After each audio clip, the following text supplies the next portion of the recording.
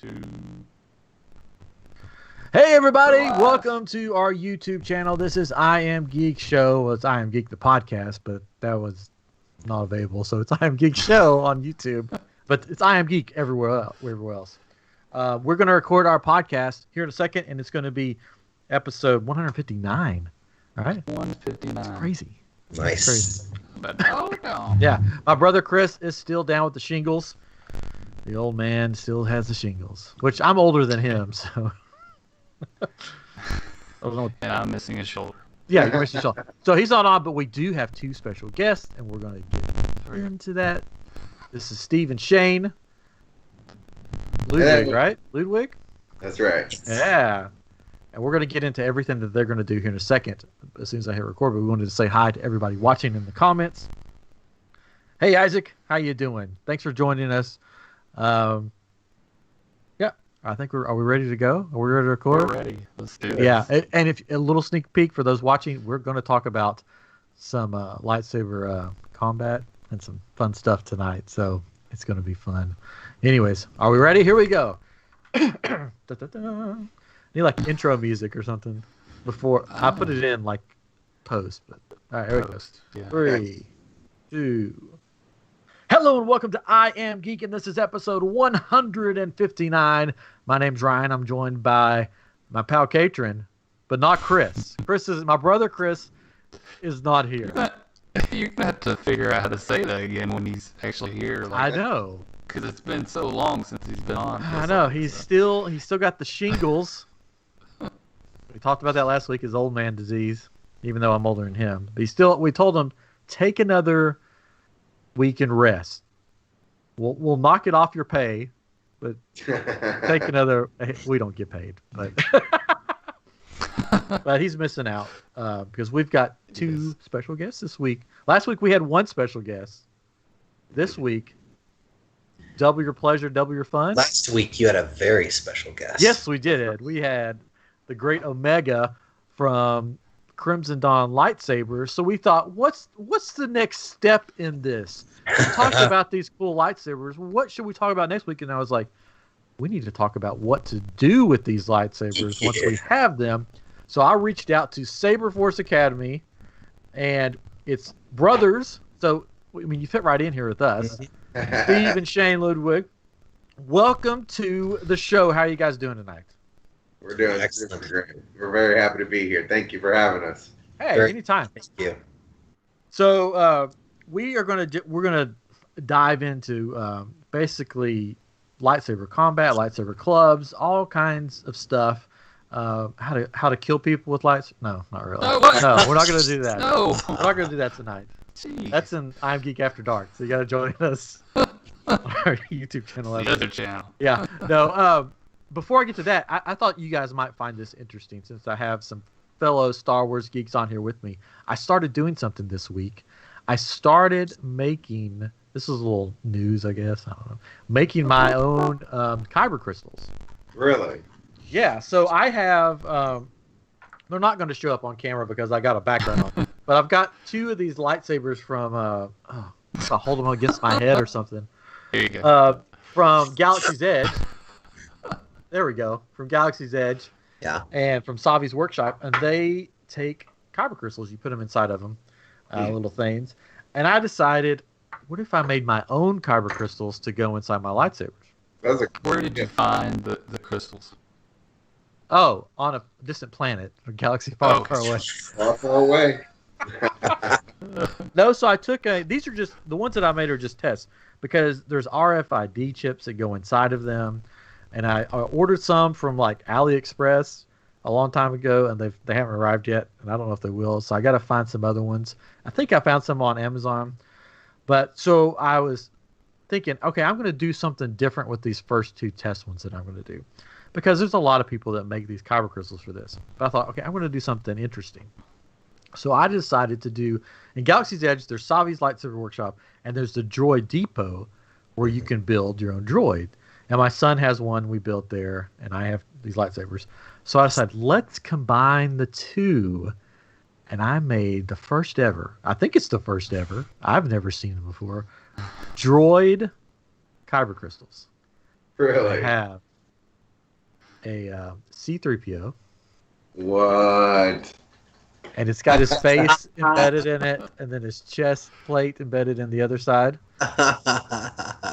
And I made, if you're on our YouTube, you can see this. And I made an R2D2.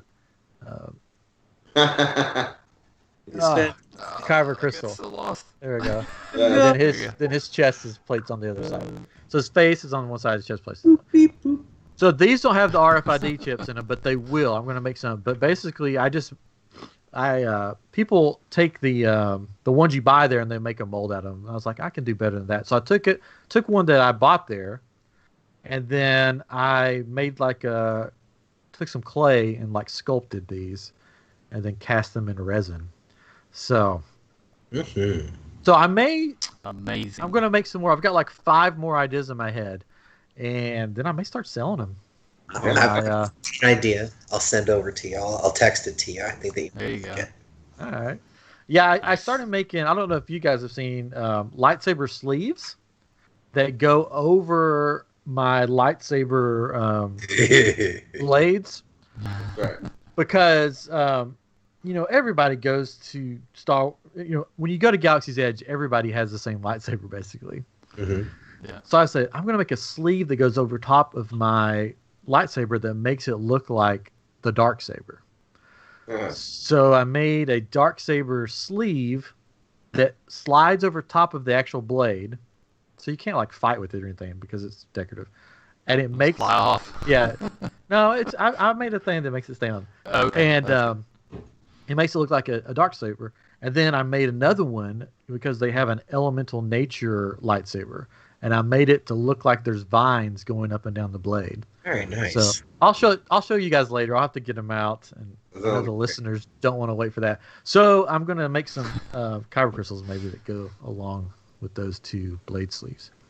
And everybody loves those blade sleeves that they keep selling out, and I just can't make them any at a time. But anyways, that's the plug for that. We're sponsored by iamGEEK Shop. Buy me on Etsy. Yeah. Shane's got a nice one. What? I said Shane's got a nice one. It's just straight Sith black. Matches the saber really well. Kind of like a sheath. Right. Cool. You have to show me sometime. That sounds good.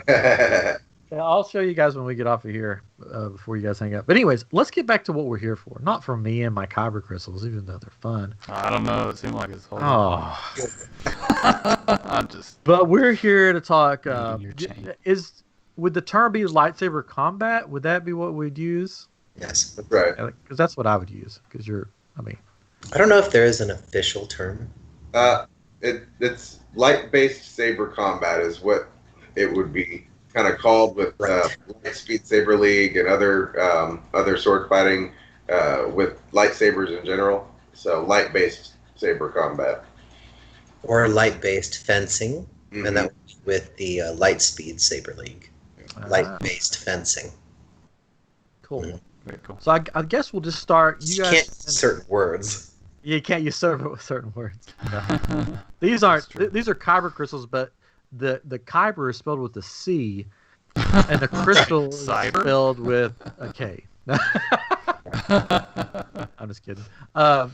So basically, I guess we could talk how you guys got started in this, and then we can get into basically what it's all about and how people can get into it. So how did the lightsaber or the sabers with lights combat start for you guys? I'm going to let him take it because he's the one who started it. Well, it was mainly just fighting at the apartment complex in the backyard type of thing with close friends, and just really trying to get out of the house, get a little bit of a workout in, get some fresh air and sunshine. And I've never had any formal training whenever it comes to saber combat, but I was able to really find my personal style by just doing the main motions and making it fit my style. And that was probably about maybe 6 years ago, 5 or 6 years ago, that I started really playing. But as time went by, it got more exciting. But it wasn't up until about a year ago that I decided, me and Steve were talking on the phone, and I was like, hey man, how cool would it be, right? How cool would it be if there was a place where you could go and go out there with like-minded people and really lightsaber battle. And I told him, I want to make a group, and he said, well, basically, get off the pot or stop. So Right. Quit talking about it. that moment where I had to, say, okay, I do need to go ahead and put some effort into this, and here we are a year later, and it's been a cool ride. And we recently had Steve down to stay with us during the pandemic, just to kind of keep away from things. His lease was up, and it was that time after he got furloughed, but. We had a great time having him, and I learned so much sparring with him, and I know he learned a lot as well from the group and me, and the time that we were able to do combat together. But he decided it's time to go back home, and he's going to start a group there. So it's great to see the sport growing and migrating. For me, it started in a driveway. My brother and his new wife. Newly married, they came over to the house to visit with me, and we all did a little bit of house painting, and I put them to work, and we had a nice time. And then afterwards, we went out into the backyard, the wraparound drive, and my sister-in-law grabbed the phone and started to record, and it was basically the first time I'd ever held a saber in my hand, and this was 4 years ago, and I had this fear. I'm one of these people who, whenever it's time to go to the dance club, I'll have stage fright. After maybe a couple drinks, I can kind of like loosen up a little bit and enjoy myself. It's the exact same thing with holding a saber in your hand. I didn't know what to do with it. I had no instincts, a little bit of stage fright. I'm like, this is cool. I can whoosh it around and make my sounds with it. But then when it actually came time to cross blades with my brother, I was a little gun shy. And he took his time. He's like, do this. And all of a sudden, my body started to take over. My instincts started to take over. And he's like, that was good. Now do it like this. Let's do more. Let's do faster. Okay, now you attack me. And all of a sudden, I was having the time of my life. It was incredible. And we put it on video. I popped it up there on YouTube, and it's still there. It's the very first video on my YouTube channel. And, we weren't very close together. Like, he was in Galveston, I'm up there in Austin, and so we didn't ever actually get any chance to really develop it until I found the Austin Saber League, which is very similar to what we're talking about right here.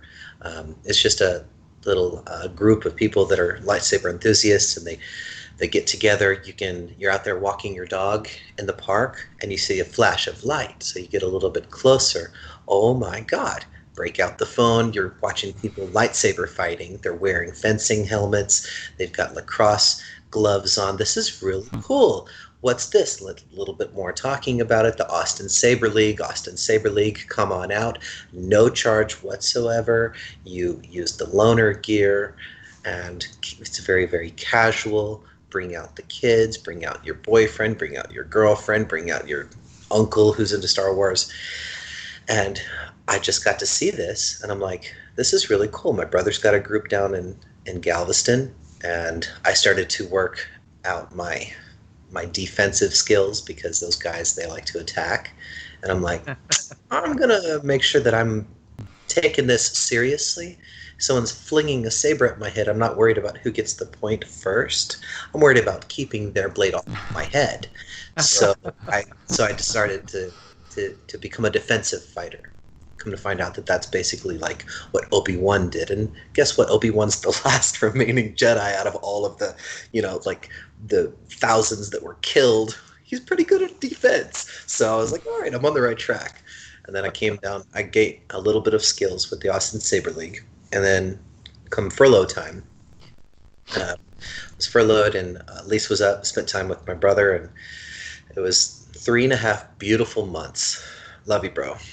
3.5 beautiful months of us just tearing it up, and we really pushed each other, and it was incredible.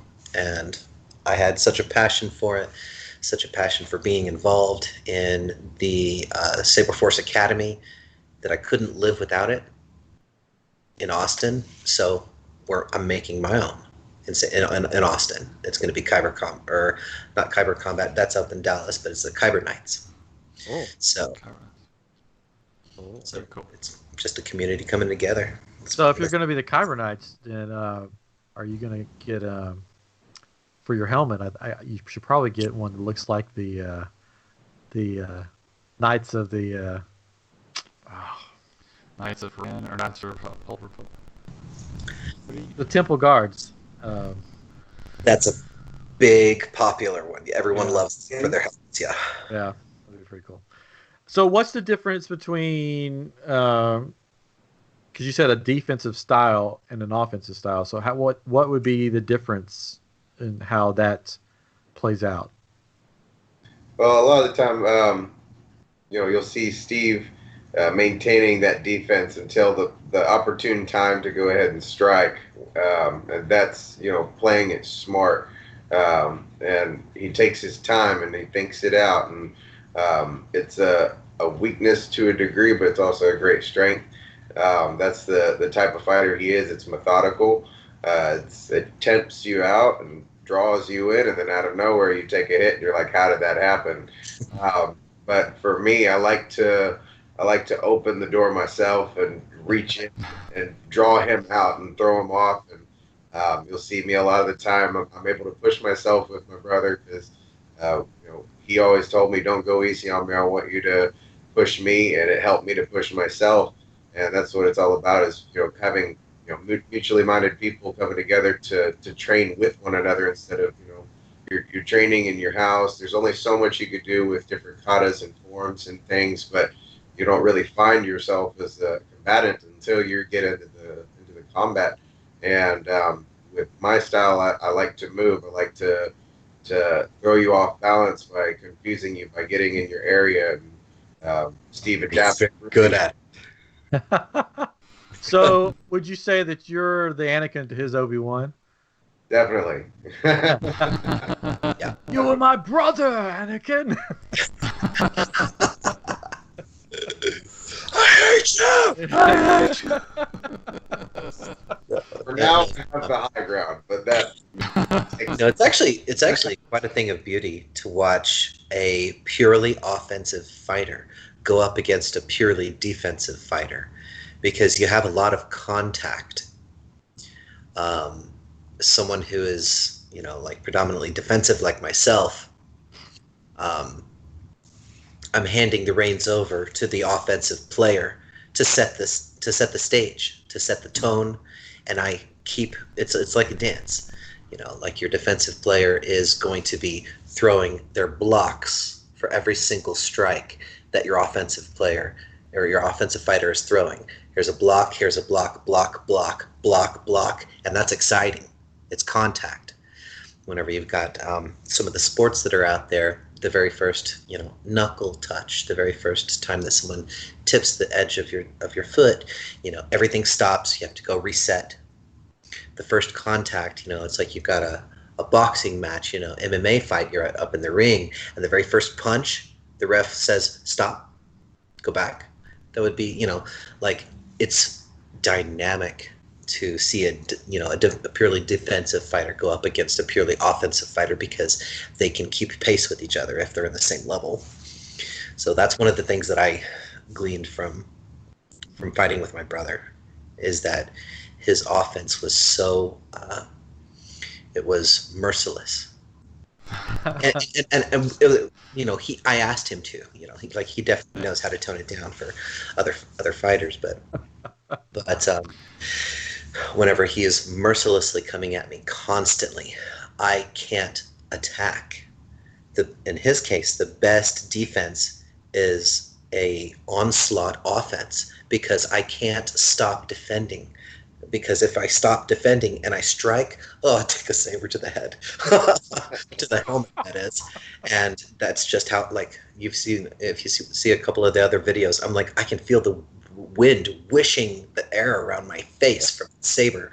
It's just, and I'm blocking, but I can hear it whizzing past my face. Back when I had my long beard, is blowing in the wind, like lightsaber, So have you had any injuries? Oh yeah. Lots of but for a long while we were of the mindset that, hey, if we get hit, don't be a baby about it. You got hit because you didn't block yourself. And it helped a lot of us to really grow, to the point where we understood the value of setting the tone, being the example to follow. Put a fencing helmet on, put some gloves on. If you don't want to wear nothing else, that's okay. If you're a fella, you need to wear a cup. But these are the minimum gear requirements. Some people want to learn the hard way, and I'm one of them, because I remember the path to that pain that I experienced was because of my own inexperience, and I want to change that. I want to learn that. And if it was a real lightsaber, I'd have lost the arm. So I want to get to the point where I'm not being hit, where I don't have to worry about wearing gear, but I do have to set the example and lead by example by, making sure I've got my chest armor, I've got compression shirts, I've got compression leggings that have, padding in the knee and in the thigh, and we have our fencing helmets and padded gloves. Steve has very similar, armaments to make sure that we're not getting hurt, because we are going full contact between me and him. And full speed. it's Heavy grade blades, thick wall blades, super heavy contact with these like it's a club. It's a club. I mean, the heavy grade blades could kill somebody if you wanted to. If you put they could really do some damage, and that's one thing that we're teaching at Saber Force is, through that moment of pain where you end up getting hit in the arm and you didn't expect it, and you're like, ow, ow, ow, but breathing through that moment, finding the discipline to focus through that. It's helped a lot of our members to really learn to discipline their mind, and it's helped me a lot. And my brother's been hit several times. Whenever we weren't wearing armor, he got hit in the head 2 times by one of the members, and in the same spot. He had a golf ball on his head, but you could see it in the videos. You could, not everybody's not good with pain, and that's just something that over time you start to, it starts to gradually taper off, and it doesn't affect you the way it used to whenever it was fresh. But Steve got hit in the head 2 times, and I have it on video, and it was the same fella, but he took a deep breath. He channeled his focus into calming his mind and letting that pain subside, and having that for young people these days. People don't know how to control themselves. They don't know how to act. And I'm not saying that derogatorily. I was the same way, and that's one of the big reasons that I started doing this and wanted to do this for my communities, because I did grow up around gangs, and I did get beat up by gangs, and I did have to learn how to, be confident in myself and get away from alcohol and away from drugs and the lifestyle that I was led into, through my circumstance. I had to grow to be more than what I was. And my music and this were the things that did it for me. I was able to have a constructive channeling of my inner energy in a constructive way that, wasn't hurting the people around me. It was helping them. And that's something I want to share with the world. I know Steve feels very strongly about it as well, in the same way that, this is something that can really touch people's lives. And, even if it's just, hey, I'm overweight and I'm a diabetic or this, that, and the other, I need to get out and do something active. You get out and you have great people around you that are all being positive and loving on one another. And, it's what it's all about for us. Community. That's cool. So you play music too? I do. For a long time, it was all about myself, but I've recently started venturing towards, doing praise music and things, turning to praise music so I can give back for all the good that I've gotten. Oh, cool. That's what I did. Since college. I'm right now I'm a stay-at-home dad because we moved here for my wife's job. But for 16 years, I was full-time worship minister and youth minister. That's awesome. Yeah. So I think, since COVID, I haven't played out anywhere. Mm-hmm. I was traveling around and playing at churches, but since COVID, that sort of shut down. So the guitar just sort of sits over there. Yeah. This conversation's going to go a lot longer after we're finished. We're going to have a lot more to talk about. Cool. Which is, it's funny, student ministry, or back then it's called youth ministry, called student ministry now, was where I did my first lightsaber combat before probably that was even a thing. I was interning at the church I grew up at, and there was no Crimson Dawn, there was no fancy lightsabers. Backyard. Yeah, there we had PVC pipe that we made into lightsabers. This was probably right before Attack of the Clones came out. Yeah, so this was a long time ago, in a state far, far away in Tennessee.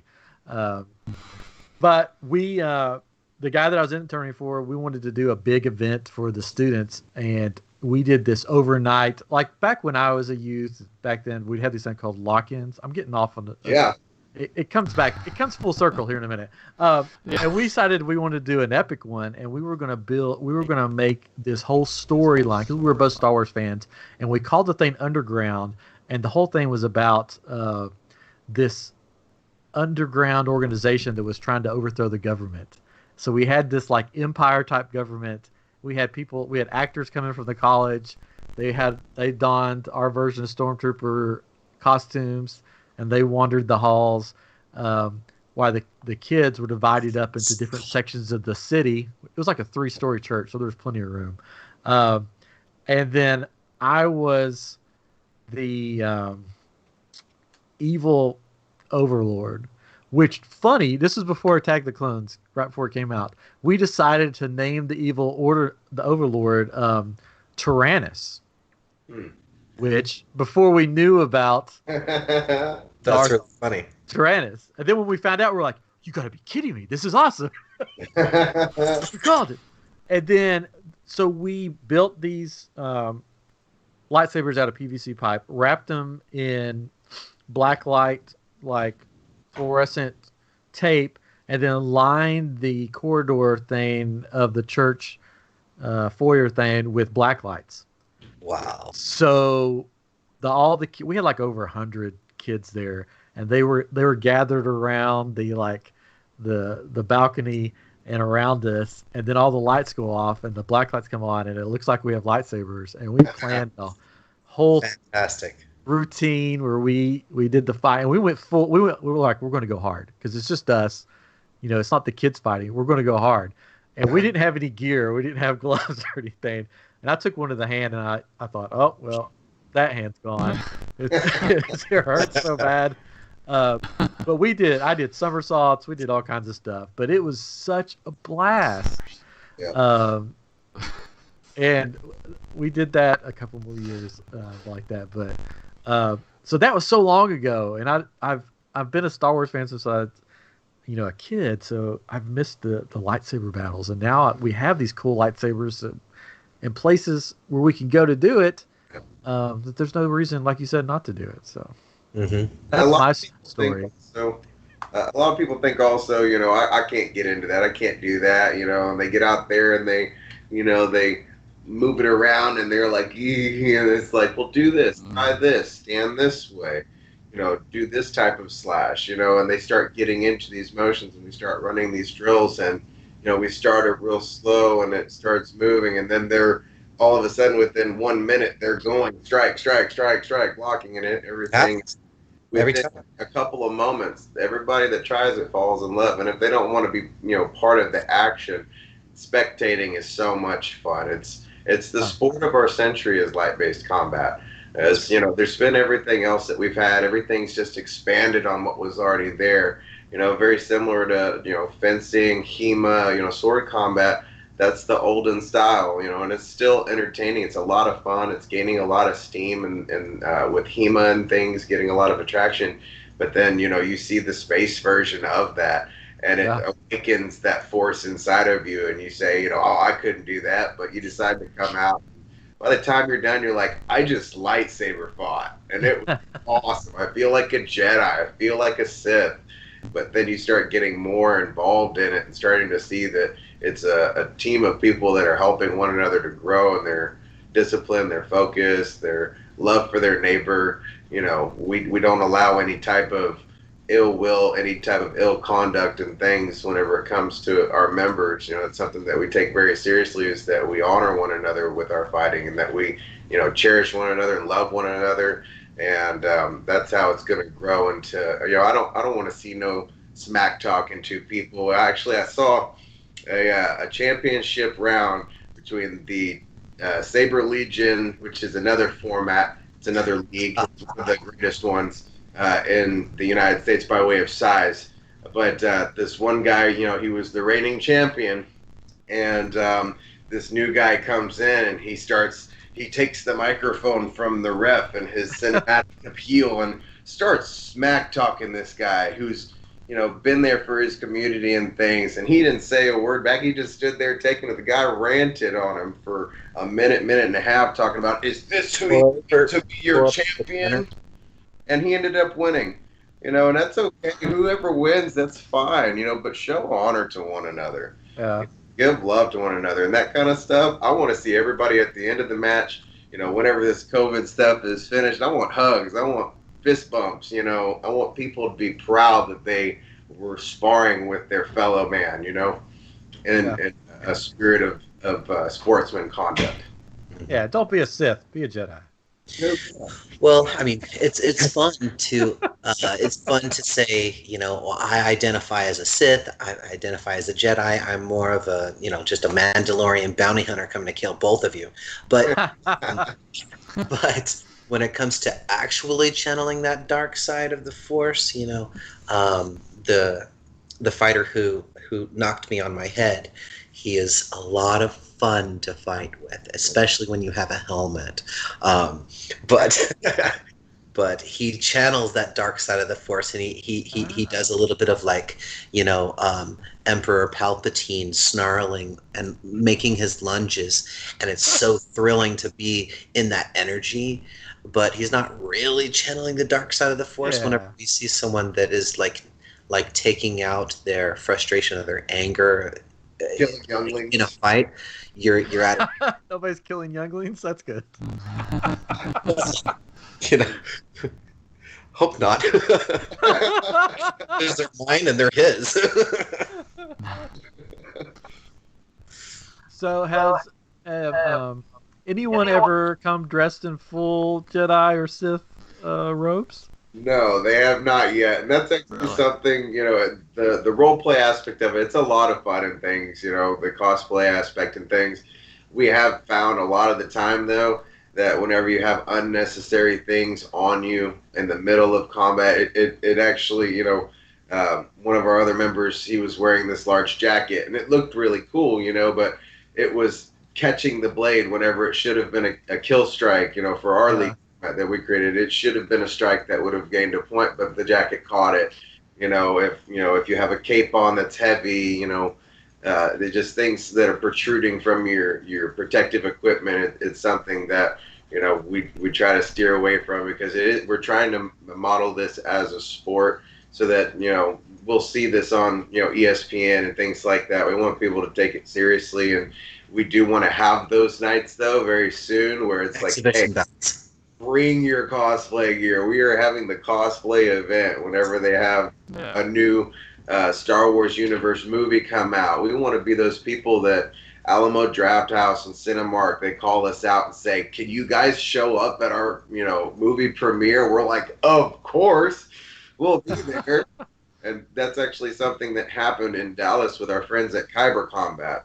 Kevin and Kyle and George and all the great guys over at Kyber Combat in Dallas, they were called over by the Alamo Drafthouse for The Force Awakens, I believe, whenever it came out. And they were called out to come out and do a display. And they had the Imperial Admirals outfits. One guy was dressed as Boba Fett, a bunch of stormtroopers and things like that. That's part of the love too. So we definitely want to have those nights, but it does somehow sometimes interfere, with taking a strike or striking effectively.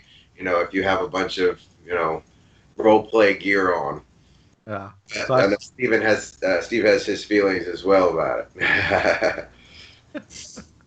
So I shouldn't show up in my Kylo Ren costume. Talking about my nerd cape. Oh, you have a cape? Yes, I Oh, yes. Nice. do. I got a cape. I have a Kylo Ren costume that I've worn to 2 or 3 different conventions. Excellent. It's pretty cool. The only thing is the mask fogs up like crazy, so it's like We had purchased some of those masks because we found them for a good price. It was just the airsoft masks. You know, they take a hit, but they fog up really bad. So we had to learn the hard way there for the combat part.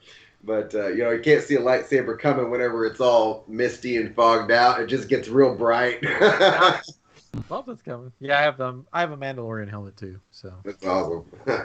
Yes. But well, cool. So what gear? Somebody getting into this, what gear should they look into, and what? I guess if somebody's going to save up for it, what price points? What should they save up for?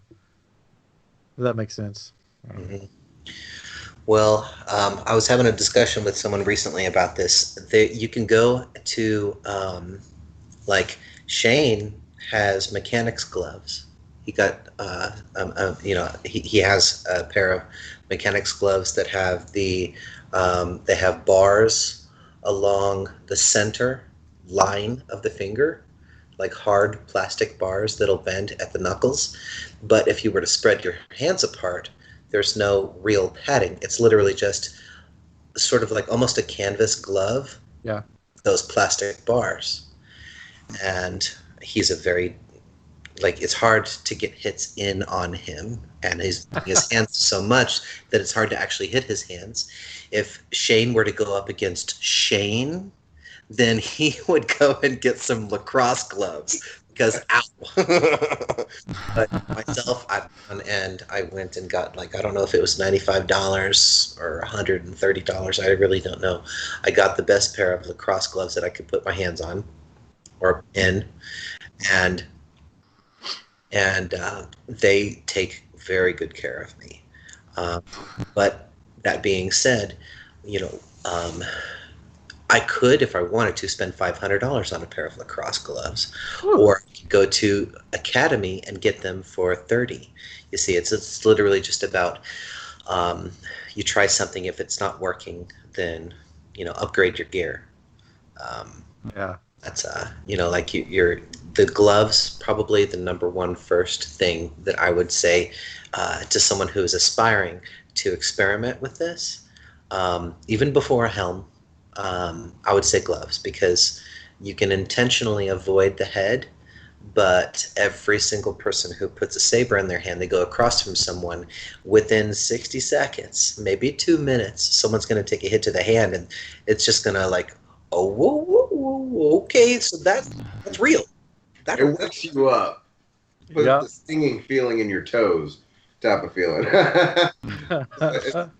Yeah. Something that, you know, it isn't no light tap, you know, and we're actually developing something with foam, and we've actually been talking with Omega about a foam sleeve, you know, would make it for training blades and helping youngsters to be able to get used to it and things. So that's something that can be expected from Crimson Dawn real soon. It's been a real delight to have met Omega and to, you know, speak with him. We talked with him whenever we did our fundraiser. That's how I met you fellas, I believe. And you know, the fundraiser did great. We ended up setting out to raise $200, see what we could get for the team to help us, you know, to keep moving forward. Ended up bringing in $600 worth of donations over across, you know, about 20 people. Omega ended up donating us several lightsabers to help us have loaners for people to come out, several blades. And, you know, he's just been a real advocate for us. And, you know, we've been talking a lot further about things and, you know, just developing a relationship with him. And he's a very genuine person, and he's very kind. And that's the type of person that we want to be associated with, obviously, because he's got a bunch of lightsabers sitting in it. You know, also just the genuine factor that he brings his heart to the game. And we were talking earlier with him about, you know, just his customer service and things. And he had, you know, mentioned this lady, because, you know, we mentioned something to him to think about it. This lady ended up not being able to pay her insurance bill, and she was like, I just bought this saber, but I'm you know, I'm in a bind now, and I'm looking to sell this saber for $100. She was selling it on Marketplace, and he saw that, and he, went and said, hey, I'm sorry that you're having hard times right now. Go ahead and send that back to me. I'll send you a shipping label. I'll refund your cost, and it's a lot easier for me to resell this thing than it's going to be for you to sell. And that kind of attitude, it shows us in the combat community, but also just in lightsaber community or fan community in general, that, there are people out there that have a heart, they care, and it's not always about the buck with them. And it makes a big difference, No, Omega really loves his lightsaber community. He loves his community in general, but when it comes to the lightsaber community, some might say that's my bread and butter, and he knows how to take care of people, and he's very passionate about taking care of people. Myself and my brother Shane, we're a couple of Texas boys, we're just lightsaber enthusiasts. We're passionate about what it is we do, and we get on the phone with Omega, owner of Crimson Dawn lightsabers, or Crimson Dawn sabers, and we just have a grand old. It's like kids in candy shop. We Right. were able to bounce ideas off each other, and he wants to know what the fighters want, what do the community want. He's asking us questions, and we're like, well, shit, you want the answer?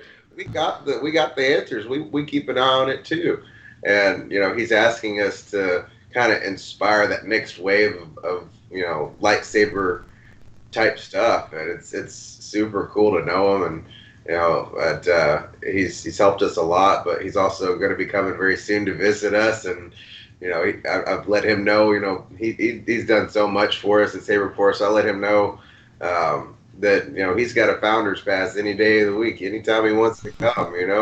Just come and see us, and he wants to. It just gives me joy to see the high and the low. They all say I'd like to be a part of that, and everybody can.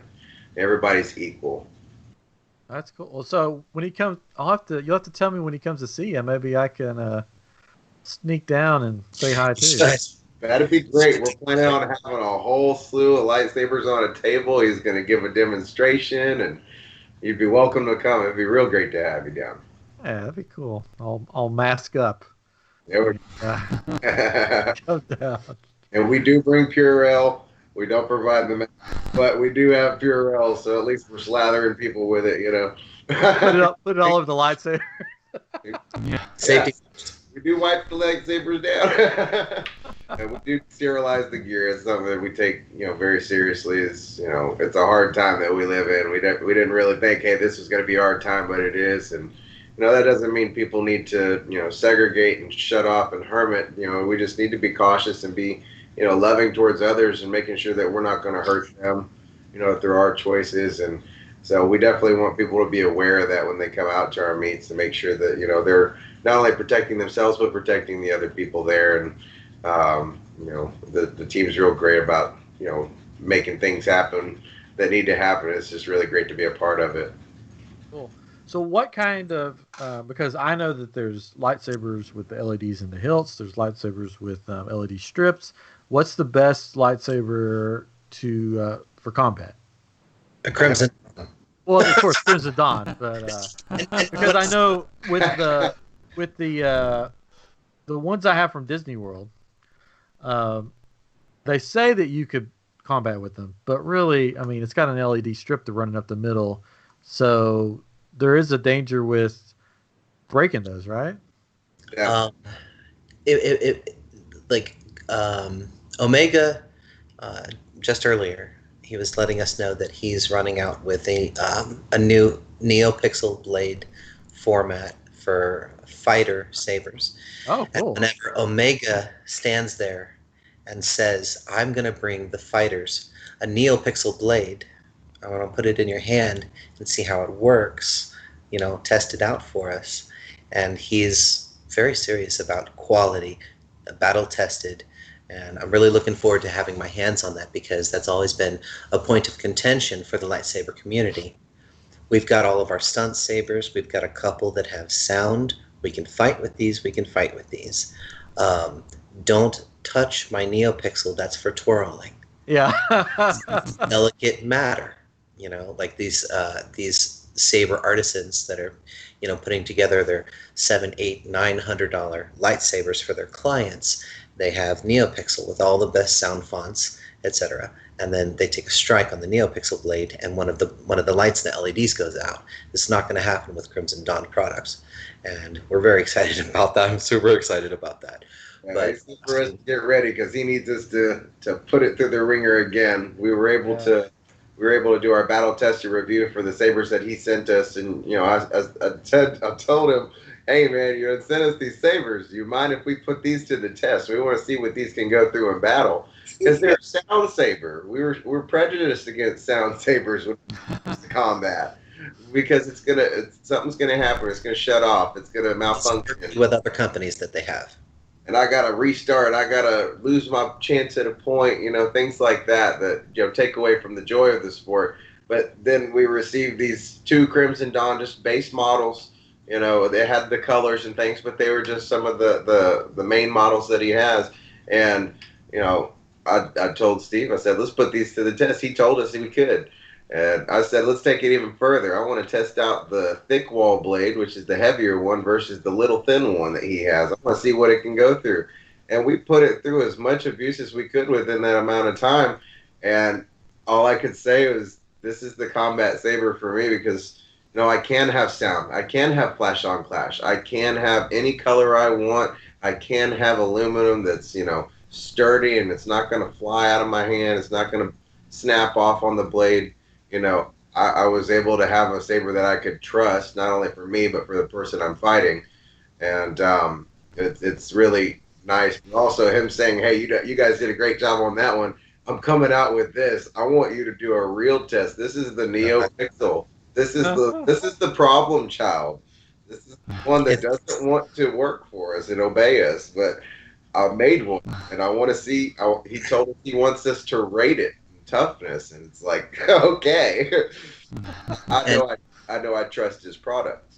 Right, and that's what I was saying, Ryan, to answer your question, because you were asking, LED, Tri-Cree, Neopixel, what are, so when it comes to fighting, the LED, your single LEDs and then your Tri-Cree LEDs is a difference of brightness, but it's going to be one color, and then they do have a couple where you can toggle back and forth between RGB to get different color combinations with your Tri-Cree, so the LEDs are LEDs, right? And those are very, very, very typical with your stunt sabers, which is a saber without sound. That's what a stunt saber is, a saber without sound. But then you've got your Neopixels, and with today's product, produced by today's companies, no, you do not want to take a Neopixel into battle because that is a $100 to $120 blade, just the blade. So the blade is about $125, and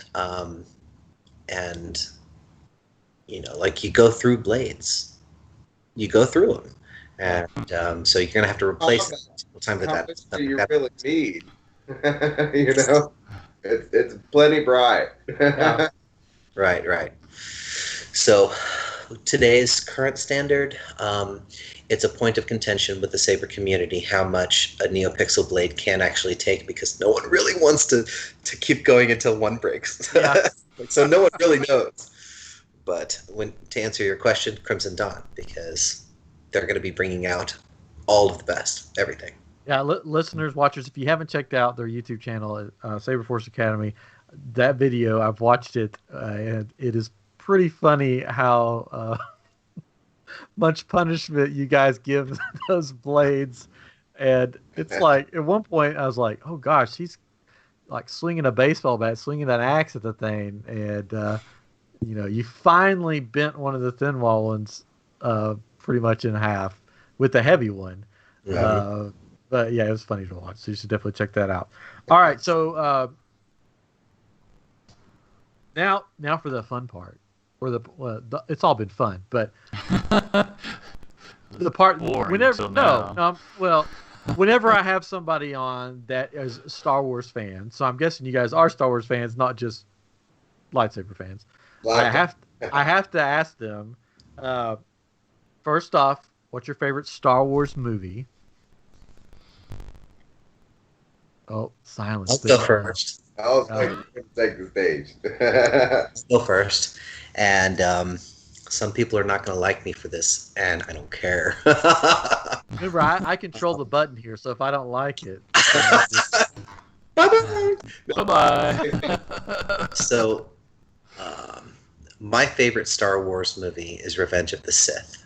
oh, okay, I'm fine with that. And That's good. Yeah. the reason why I love that movie was because ever since Return of the Jedi, or ever since Empire Strikes Back, started wondering about this Darth Vader character, and then we get to see him have feelings. We get to see him change in Return of the Jedi, and I was wondering, how did this person become who he, like whenever Phantom Menace came out, we see cute little, chubby cheek Anakin. And I'm like, how do we get from there to here? Well, that movie answered it. Yeah. And it answered it as fully and as completely. The plot was as saturated as it possibly could be. That is the one thing that could push someone all the way, is to kill younglings, all for a hope, a twisted hope, and the torment to turn yourself into a mass murderer at the whim of your new master, to do whatever he says for that one thing. That's the one way that Anakin really truly could have become Darth Vader. And to me, I saw beauty in that. I saw beauty in the pain. So that's why I love that movie so much, because and then, oh God, the battle between him and ObiWan Kenobi, ripping brothers apart. It was horrible. Horrible, wonderful. Yeah. So that's my favorite. Jane? Mine has got to be Empire Strikes Back. It always has been. It always will be. It will never change. Opening at Hoth, building that story. He could have died real easy, with that Wampa in that cave, and Han shows up. He doesn't care. He's saving his brother. He pulls a lightsaber out, guts that sucker, and slides him in there and keeps him warm. It just shows how they heal him, and they have the battle with the snow speeders, and they wrap the legs and bring that big old sucker down, and he meets Yoda, and starts his Jedi training, and he fights Darth Vader finally, and he saves his friends. His friends are lost. He loses his hand and his lightsaber. He's screwed. He ain't got nothing left. But he's saved. It gives that hope again. And a very close second for me is the Return of the Jedi. But I definitely agree with Revenge of the Sith. That movie really answered a lot of questions, and it held the #1 lightsaber battle that's ever been. That they've reenacted and things on stage and in performances and things, but you can never get it quite right. It was a work of art. It was mastered.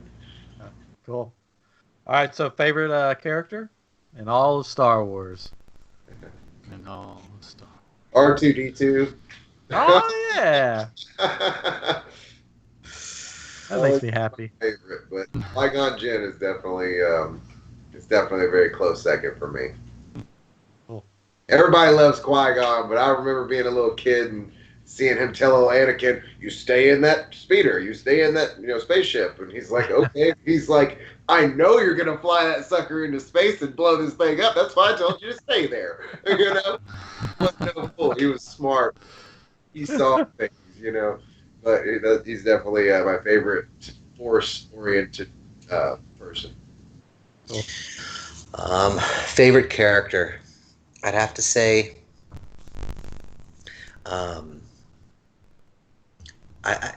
it's really hard to say. No, it's not. It's R2-D2.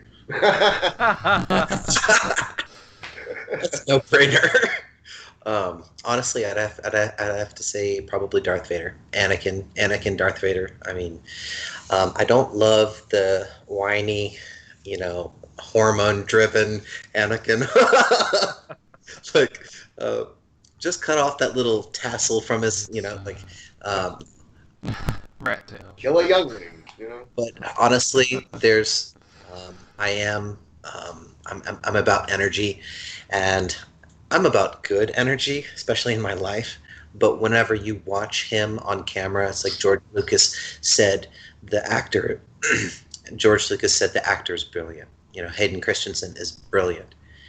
And a lot of people are on the fence about this, especially after, Attack of the Clones. And, sand, it gets everywhere. And, oh, my love. And so not everybody loves Hayden Christensen or Anakin, but honestly, there's just so much energy that he puts out in every single scene. You can read his emotions like a book, and I dig that. Yeah. Well, I mean, he had. I mean, this is a whole nother podcast, probably, but he had to be like that because if you go back to New Hope, I mean, Luke was like that. He was. And you are your father's, son. So you got to have that in Anakin a little bit to show, that they are father and son. Because Luke is, I want to go to Tashi Station. He's got that whiny. He's a whiny teenager at that point. Yeah. Yeah. Fits. All right. Okay. So, favorite canon lightsaber, like lightsaber in canon in the Star Wars universe. Not a lightsaber cannon. No, which that would be cool though. I mean, that would be really. You should turn it up. It's almost hard for me to answer because from a fighter's perspective, like it's kind of like a NASCAR driver's perspective, and asking him what his favorite is between your Nissan or your Toyota. A NASCAR driver's thinking about how it acts, right? So from a fighter's perspective, I need to be able to hold my saber in my hand and feel it and become one with the saber. And all of those cannon ones, they have protrusions and odd little things poking out from them. And I'm like, that's got to be incredibly painful to hold. Even Darth Vader's, even the Graflex, even the Darth Maul, like dual staff. It's got those huge buttons popping off of it. I'd have to say that my number one favorite saber, beyond a shadow of a doubt, is going to be Count Dooku. Okay. Because it has that like when you actually speak with people who use curved hilt sabers, it gives them an edge. And I am looking forward to my first curved hilt so I can see what that edge is. But yeah, like it is a beautiful saber. It's got silver, black, a hint of red, and it's got that little lip at the tip, which is very interesting. And so, as a fighter, I would say Count Dooku. Oh, cool. Jane, favorite canon lightsaber? Well, it would be for selfish reasons. It wouldn't be functional in combat, unfortunately. The emitter hole is just too small, or the emitter well is too short. It wouldn't hold the blade. But the Return of the Jedi Luke saber is my favorite. Mm-hmm. It's a good one. It's definitely followed closely by Qui-Gon's, Oh, yeah. But for combat, if I had to choose a canon-inspired saber for combat, it would definitely be Qui-Gon's. It's super sleek. It's very simple. Has grip. It's not too much, and it looks real appealing. Yeah. Yeah. With Yoda's as an offhand. Yeah. Definitely. That's cool. Yeah, there's just so many. I just love so many of them. I have the Ahsoka Tano ones, and it's not bad as far as handling. The curved because there's no buttons or weird things on it. It's just a sleek curve. So that's pretty cool. And then I have Mace Windu's. So that's pretty fun too. Awesome. But I've got tons of lightsabers laying around here. But okay, then last, favorite lightsaber color.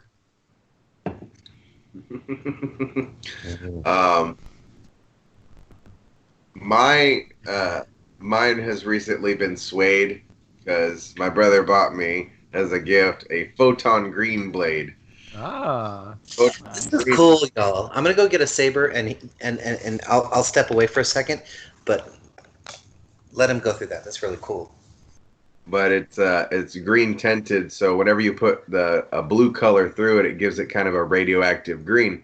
But the other colors still go really nicely in it. But you can see with the Crimson Dawn lightsabers, it has a white flash on clash whenever it takes the impact. oh, So with this particular one, you see how it's green now, but the kind of hue that it gets whenever it has my favorite color with the green is the red. It looks super cool. It has kind of a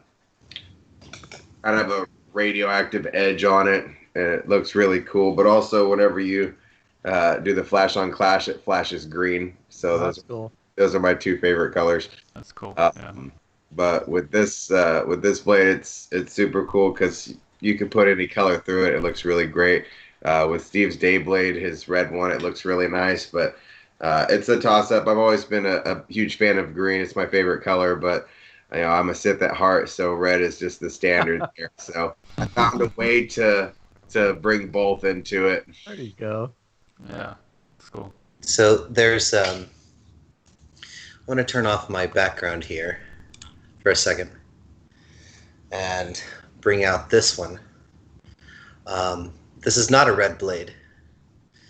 This is, it looks pink, doesn't it? Yeah. Purple or something. Like a magenta There's or no something. of course that like these cameras don't pick up these colors properly. Uh-huh. But this is a little loner that I have on me at all times to hand off to somebody, from Crimson Dawn, and it goes through the full RGB color spectrum. But I really love this super saturated like in life it's just like extremely beautiful saturated color, but this is kind of like a pink Darth Bane style blade, and it's very nice. That's cool. A lot of many ladies love it as an option, and then a lot of the guys really enjoy it too because it's just such a pop of color. It really takes you by surprise. Yeah. Is that? I'm trying to remember. I'm looking behind me. Hold on. I can't see. Yeah, it's on. Is that Mara Jade's color? I'm trying to remember what her color was. It was. Yeah. Okay.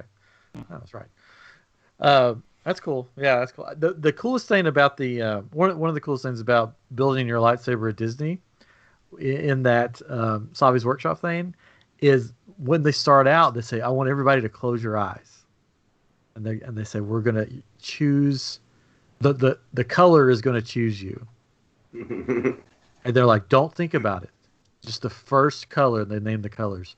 The first color that comes into your mind, like when your eyes are closed, that's the color that you should choose because it's calling to you. And it's just really cool how they play that up. I chose green when I went there because I was like, it just sort of came to me, green. But I've always liked the green. And it's funny. I think I've talked about it before. The whole reason that we have a green lightsaber is because they were filming against blue sky, and the blue didn't work. So it's cool that that's how we got it. Yeah. That's awesome.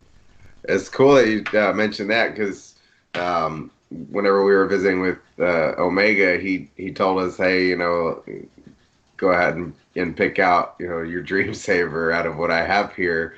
And we were able to basically Franken-saber our sabers to be exactly what we wanted the hilts to be, with all these random parts that we had, available to us. He really spoiled us.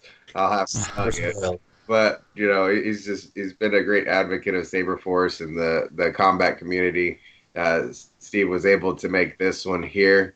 Cool. It's got the sleeve. It's got that kind of pommel on it, and that S emitter at the top there with the emitter holes, and the same standard features you see on all of the Crimson Dawn lightsabers, and hilt recharge and the full color spectrum and recharge battery, and actually I just mentioned that the speakers and the different sound fonts, full RGB. So it was super cool to be able to go ahead and just make our our dream sabers, out of Yeah, what. there's something cool about building your own lightsaber that just takes it to the next level. I'm trying to get Catron to do it at Disney because we go to Disney together, every couple of years. I'm like, you got to build a lightsaber, man. It's so fun. He's like, I don't want to spend I that money. don't want to spend $200. It's worth it. Honestly, Just don't you eat. shoot from Crimson Dawn for that. Right. I mean, that's sort of the experience. 'Cause- Yeah. But yeah. So I'm trying to think. Catron, do you have any questions? But this is kind of jumping back, so Wait, I apologize. fine. But I'll you rewind. talked about, let's rewind, talk about this again. No, but you talked about it being kind of like fencing. So how does the scoring work? I mean, are you, when you hit on a certain body part or not hitting the saber, I guess? How does that work? Well, before we actually answer that, I had a quick question. How long do how long do your recordings usually last? 7 hours. Oh, I'm just kidding. 7 hours. No, we shoot for like an hour, so we're like at an hour and 4 minutes right now. Okay. Well, I was just wondering if we should try and schedule another session, like before we actually start talking about Killzone Saber Combat League. I don't like if that's actually something that we would want to have a little bit more time to go into, to see like how people actually have stuck around this long. We got time. We got time. If it ends up being too long, then you know what I do? I cut that baby in half and make 2 episodes. That's cool. Yeah, there we go. Well, like that. With the Saber Combat community, there are a couple of formats. It started with the different guys like Ludosport and the Force Academy out of Singapore, and just different places like that. But here in the United States, it was the Saber Legion that's the most commonly accepted. We're the first anyway. They were the first, most certainly. Then very shortly after came out Lightspeed Saber League, and Lightspeed is light-based fencing. It is the technical side of saber combat. So a lot of what you would see in like a tournament fencing or Olympic fencing, those type of movements and actions are happening with Lightspeed. But whenever I started fighting, I didn't have any formal background, but also I had to learn these things, just based on my own personal style and the small things that I had learned. And I was able to develop my style through focusing not on, being hit in the hand, being hit on the foot, the leg, different things like that, they would score against you. The whole point with what we do and what we've made with Killzone is that, you should never be hit, but you should be able to penetrate the defense of the opponent, finding their kill shot. That should be your goal, is being able to get inside the kill zone.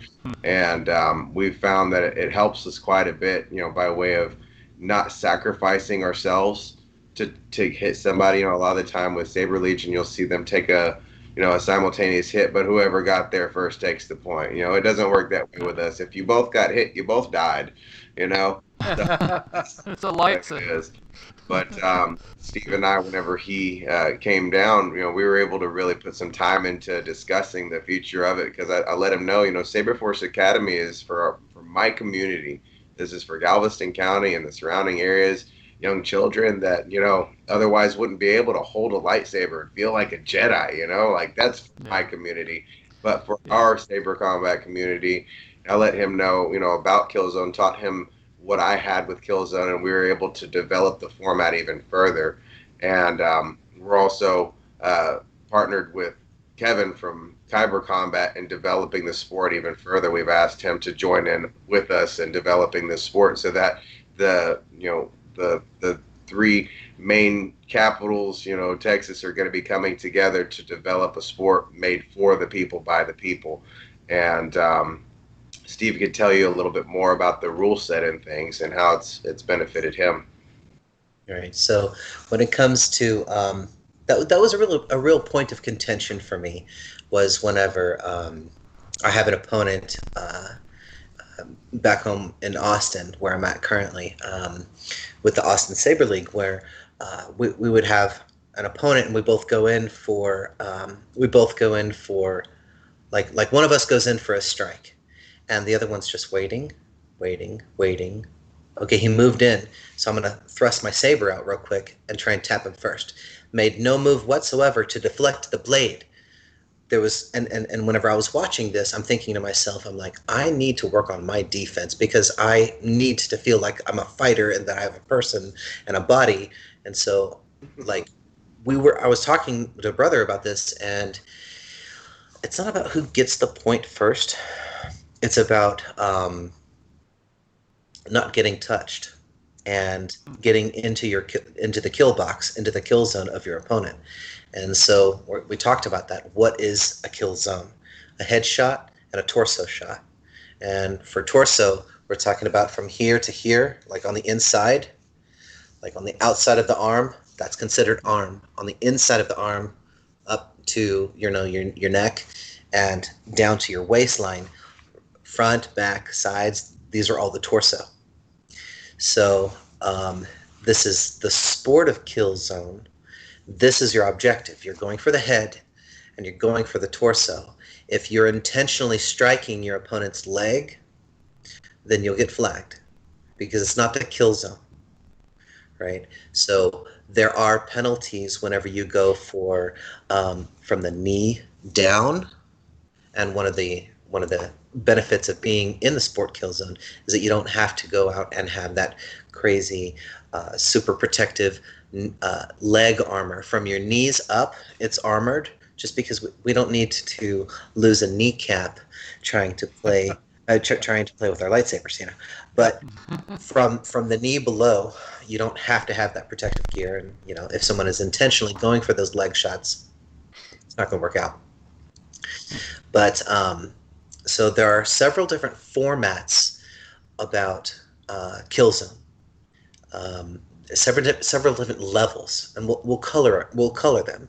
So the light side of the Force, the dark side of the Force. So Killzone Light is also the light version of Killzone, where it's something where in someone's backyard with their buddy, they can already start to put themselves. We're going to have an app developed. We're going to have the website, and we're going to have a full database of all of the fighters and their rankings and who they fought against. What the point scores were, and their own individual rank within the Killzone ranking structure. So the Killzone Light is something that can actually be achieved in a backyard with one other person. And it's counting headshots and counting torso shots. So that's all. Whoever wins, whoever has the most points in 10 minutes. Say again? 5 minutes. It's a 5-minute bout, so you can have as many rounds as you'd like, but as many of those points he's talking about is within that 5-minute time frame. Or if you're still beginning, you can start at a lower time frame, but the max amount is 5 minutes. That's right. So it's actually a 5-minute match. So one match is 5 minutes, and then a bout is every single time that you would reset. Like if someone gets a torso or a headshot, automatically at that moment, you both reset back to your corners. And that was a bout. So, and it's all about counting up those points until the end of the match. And the match winner is going to take that ranked win. That's Killzone Light. It's super easy to keep track of with your points, especially if you set up a little tripod in your camera and you can watch your fight on YouTube. But then there's Killzone Dark. So whenever we actually have tournaments, regional Texas tournaments, we have like citywide tournaments, and ultimately whenever we go national with tournaments, you've got Killzone Dark. So it's the dark side of the Force, right? So Killzone Dark is where all of the same rule set from Killzone Light applies, but now we're in the league, or now we're in the professional league, where the people that have gotten here and have already flown all the way to Las Vegas for the national tournament ship, if they put in all of that effort, they should be pretty good at their defense. And at that point, you get all of your positive points for your torso shots and all of your positive points for your headshots, and you also start taking negative points whenever you take a strike to the arm. That's -1. You take a strike to the leg. It's -1. So you can have two fighters that thought that they were incredible show up at the national tournament ship and leave with a score of -2. And the other guy has a score of 3. So 3 to -2. It's all about, do not, like, start training yourself now. Don't take arm hits, don't take leg hits. Like I don't know how many times someone's lost a limb and survived in Star Wars. So Right. we will Don't get hit. Like, you didn't Put another necessarily arm on there. you didn't necessarily die just then, but we will penalize you. It's slack time. And there's other things that'll give you a penalty. One of which is touching the ring. We use a 20x20 double-decker ring that we were able to fashion out of PVC fittings and things, and we molded it for our use. And basically, we put lights on it and things for our meats and things to get that appeal going. But if you touch the bottom layer, you lose 1 point. If you touch the top layer, you lose 1 point. If you touch them simultaneously, you lose a total of 2 points. If someone disarms you, you lose your saber. It goes flying, crashing into the ground. Make sure you bring the one that you want to get beat up and weathered. But if you lose your saber, you take a penalty of -3 points to your current points. The whole point with that is don't drop your saber. Drop your saber. That's something that ObiWan told his apprentice. This is your life. Don't lose this again.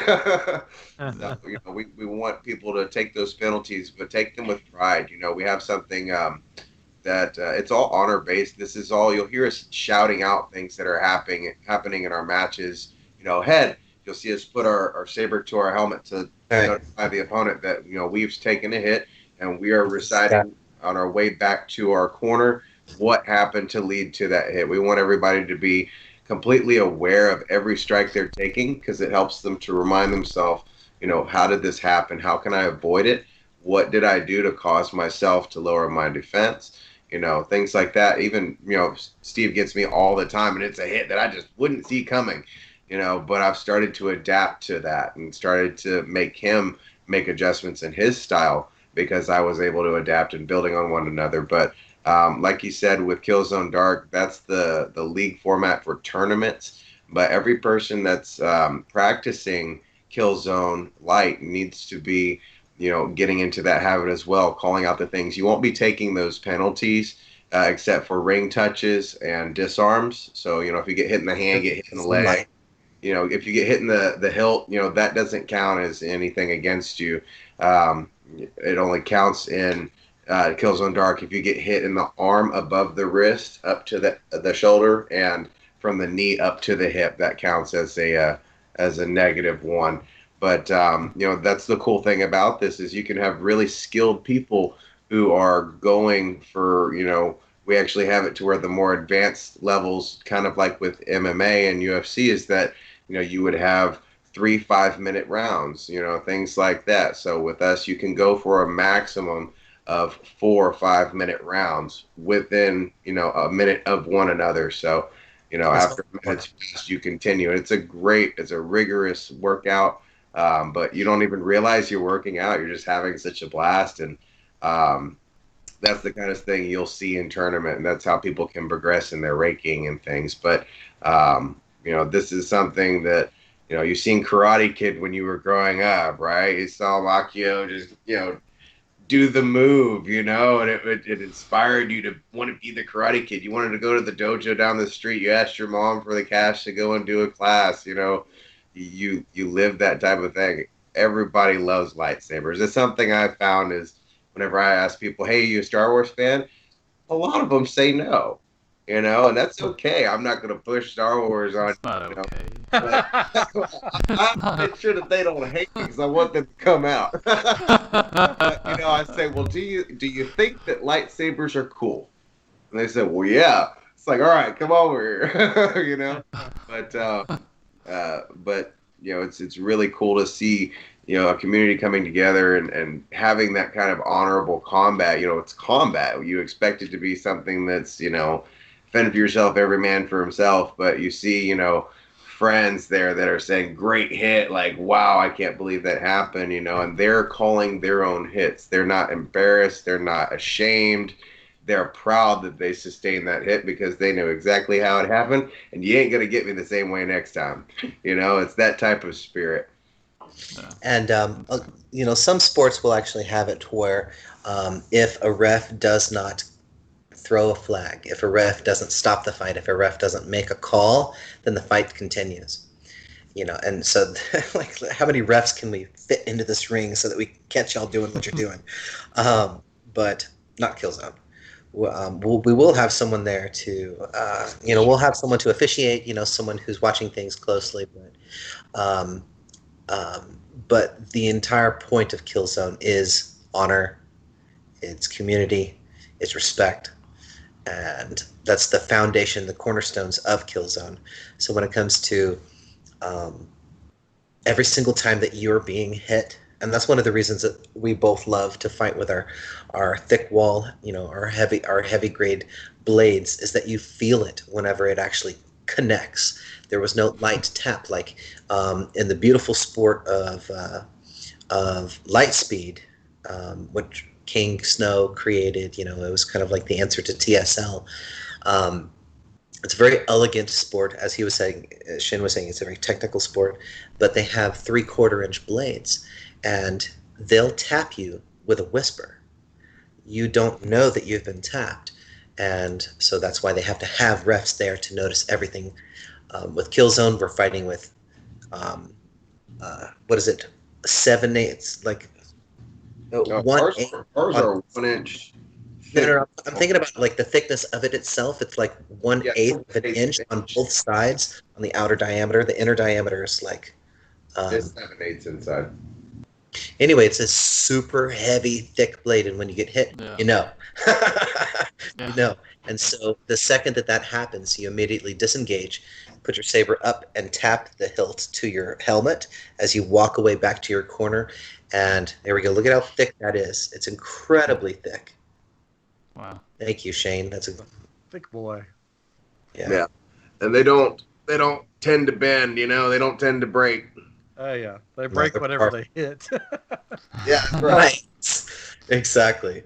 So whenever it comes to if you're fighting in Killzone Light format, Shane and I, we train ourselves in Killzone Dark just because we want to take that very, very seriously, setting the example and to know how far we can take it with our own personal defense, not getting touched.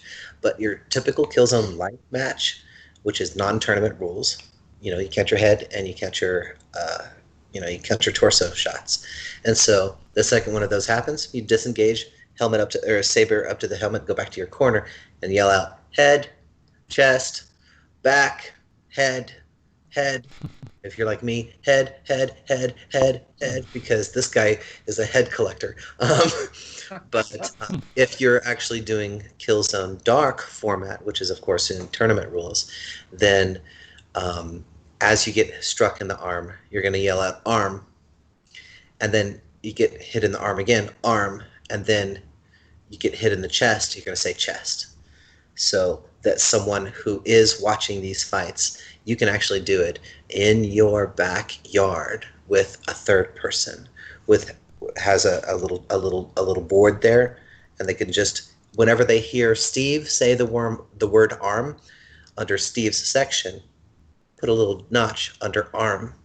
If Steve says the word head, put a notch under Steve's where it says head, so that at the end you can follow all of the negatives, the negative points, and all the positive points, and they're all allocated into, and then suddenly, exactly like as it's happening, you can track the progression of the fight itself, and you can rank yourself and put your, you can upload the video to the Killzone website or the Killzone YouTube page, or you can just post your data up in the app and know exactly where you're placing and ranking. That's cool. So we got some great things that we're working towards, but it's been an incredible journey the whole way along, and the reason that we created Killzone to be the way it is because we're trying to make it as simple as possible. We want anybody and everybody to be able to do this at a moment's chance. And we've had a lot of people come out and we don't have them really sparring at first, but we have them doing these motions and telling them what it means when they take a hit in these certain spots, and it builds this interest in them, and they say, I can do this. And it gives me a lot of fulfillment and joy to see people find the force that's inside of them, because it is a really real thing. It's not just a galaxy far, far away. We have, the juice of stars inside of us. We are made of the dust of the cosmos. We have the force inside of us, and we just have to find it. And it's really nice to be able to help one another find it. So, just like with Steve, I was able to transform as a fighter through trying to help him to transform through as a fighter, and he didn't set out to make me better, but he achieved it. And, I wouldn't have been able to change in all these great ways, and the group wouldn't have been able to change, if we hadn't had him to help us to, think a different way. So it just takes the community. Yeah. Cool. That's really cool. One of the things we do as a podcast is we've been involved with Comic Palooza in Houston, Nice. And they have a I guess we've been 2 years, right? Yeah. This year was canceled. We were supposed to go this year. Yeah, this year was canceled. And they have a sword fighting group, right? And you can learn how to duel, And it's like, I think, and I don't know that I ever really saw that many people over there, but I think with what you guys are doing, I really think it would do really well. Like, people would flock to that because, like you said, everybody wants to wield a lightsaber, Yeah. and they're all dressed up, so they're gonna be dressed up. But it's just the fun, they can go and learn those moves and do that. So you guys should totally look into that. You probably have already, I'm sure. Yeah, actually, getting into cons, that's really awesome. So I think it would do really well. So. Because they even have, there's this one part of the Comic Palooza is they have the Jedis, and they had that little parade where they had everybody that has a lightsaber, basically. Lightsaber. They're all decked out. Yeah. Awesome. And I mean, of course, these are showpieces. Yeah. They're not battle, but it's, everybody's into it. So if you guys have all of your the ones that you can let them wield and try it out, I think people would they'd flock to that because everybody wants to do it and they don't know how to get into it and don't know this exists. Yeah. So I think it could do very well. Yeah. Then at the Crimson Dawn booth is right beside them. They go, now if you want to go buy these lightsabers, this is where you buy these. Go right over here. Exactly. Yeah. It's just good to be, Yeah. We couldn't really say you break it, you buy it because they're destructible. Yeah. Well, cool. Thank you guys for coming on. Where can, before I forget, where can everybody find you? Where could this is a chance to plug whatever you want to plug. Where can they find you? Well, we're grooming the Kyber Knights team, and I'm so happy that Steve has been able to take all these hard tricks that we've taken this year to really pound out, and he's taken all the tricks of the trade that we created together and the team created together to Austin. He's going to start the Kyber Knights. He's already got, I think, 4 or 5 fighters that are serious and ready to roll. So you can find them. They're going to be getting the Facebook taken care of. They're also going to be setting up their own channel. Steve's taking care of most of the saber battles and things, the video footage on his channel, but I know they're going to be making one that's dedicated for their group so they can really showcase the sport and themselves and their growth. With Saber Force Academy, you can find us on YouTube under Saber Force Academy. You'll see us with a bunch of lightsabers pointed into the middle of the huddle, and we've got, I think, 55 something videos up there, just different matches. We've done several battle-tested reviews, the one that we did for Omega over at Crimson Dawn. That's kind of how we're going to be doing these battle-tested reviews here on out, because we really like that feel and that format. But also, we do different games. We've come up with a game that we call Danger Zone. It's something that came out of Steve's brain. It's basically a reverse King of the Hill. It's good. But it's a lot of fun. It's really fun to watch also. We play a game that's called Force Ninja. It's based off of a sword art form that makes it to where you have multiple people. You can only take one step at a time, but your goal is to it's just strike your opponent. But with us, with Force Ninja, it's just strike the blade. It's like tag. I tag your blade with mine. It's lightsaber tag. I've played Ninja many times. Yes. That's awesome. We're gonna be coming up with like 2 versus 2, 3 versus 3, battlegrounds 5 versus 5, capture the flag. Those are all things that are in the works. But you can also find us on Facebook under facebook.com/SaberForce01. We try to let people know what's going on with our events. We post pictures and name drop the people in our YouTube videos on the page so that people can see themselves fight and show their families and friends. But also be sure if you're in the Dallas-Fort Worth area to check out Hyper Combat. They're fantastic and they're such kind people. They're very generous and good-hearted people. The ones that own it, but also the members there. So we're just trying to. And that's actually something that's really great. Hyper Combat sent us a couple of our own shirts for their team. We came down to visit with them. We were super excited. We wanted to see their operations, see what our lightsaber family up in Dallas was doing with their side of what we do with our sport. And they treated us with such respect. They rolled out the red carpet just like Eugene did, and made us feel like we were part of their family already. Hooked us up with a couple of their type of blades so that we could practice things because we're going to be. We're considering becoming a Lightspeed base as well at Saber Force Academy so that we have both sides of the coin.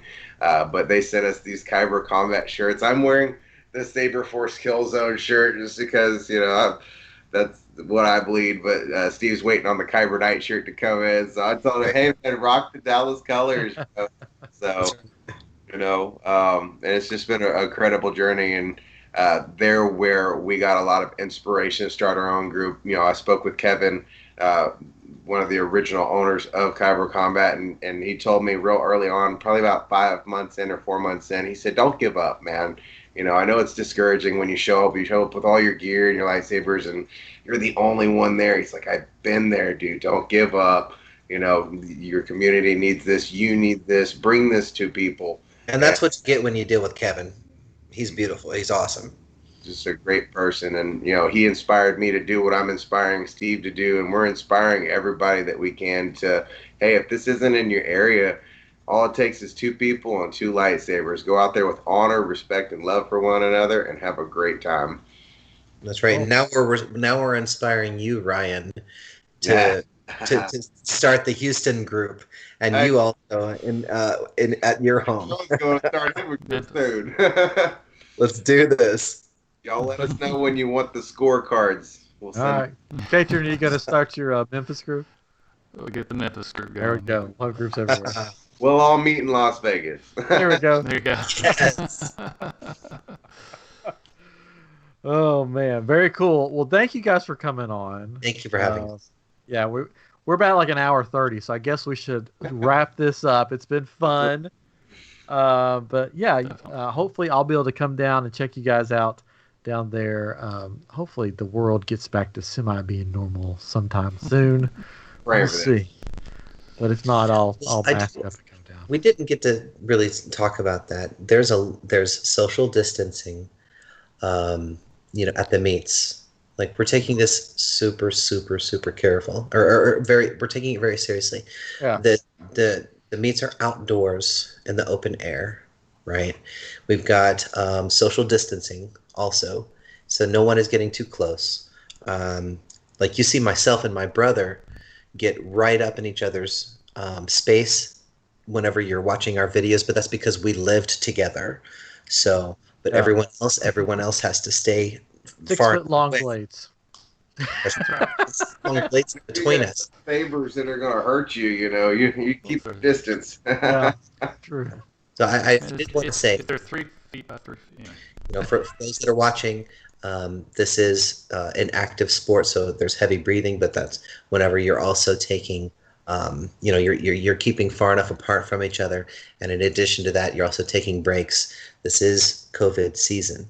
We have to take this seriously. So the fighters are taking breaks in between so that they're not breathing and really respirating and struggling so hard. And then there's hand sanitizer everywhere, and then whenever someone shows up to collect their gear, they use the hand sanitizer pump and then open up the bag, grab their gear, and they're responsible for that gear, and it stays separate from everyone else's until the very end, whenever they put it back in and then use the hand sanitizer again. So we're definitely taking precautions, but we're just not staying exactly in the cave at the house. That's right, Ben. Thank y'all so much for having us. We really appreciate your time and for helping us to get the word out. Anytime, man. Thank you for coming on. But yeah, you guys are welcome back anytime. We'll do some fun stuff probably in the future, hopefully. We got plenty more to talk about. Yeah. Hopefully we'll get Omega. We'll do some stuff, all three all three groups, and we'll have some fun. Anyways, so I guess I'm Ryan and this is Chris, or Catron. Because Chris isn't here. Oh, gosh. This is messing me up. Anyways, this has been episode 159 of I Am Geek. And hopefully, we'll catch you next week. Thanks, guys. Thank you. All right, we're still on YouTube, so I don't know if anybody's still watching because it's late. I mean, you got a couple. You got a couple. But, wow. Thanks for hanging out. Y'all have any questions in the feed? I think one of the people in the feed is me, so that probably will be watched on a replay. But yeah. So we can. I guess we can wrap up the YouTube, and then maybe you guys. I'll show you a couple things before you guys go. Anyways, fun stuff here. Anyways, thank you on YouTube for joining us, and for those that are not watching this live, thank you for watching this, and continue to like, share, hit that bell icon, whatever you do. Hit that bell. Yeah, just hit it hard with a lightsaber. No, you'll break your computer. Please don't. They just told me to hit it with the lightsaber, so I did. Anyways, thank you guys, and we will see you next week on I Am Geek.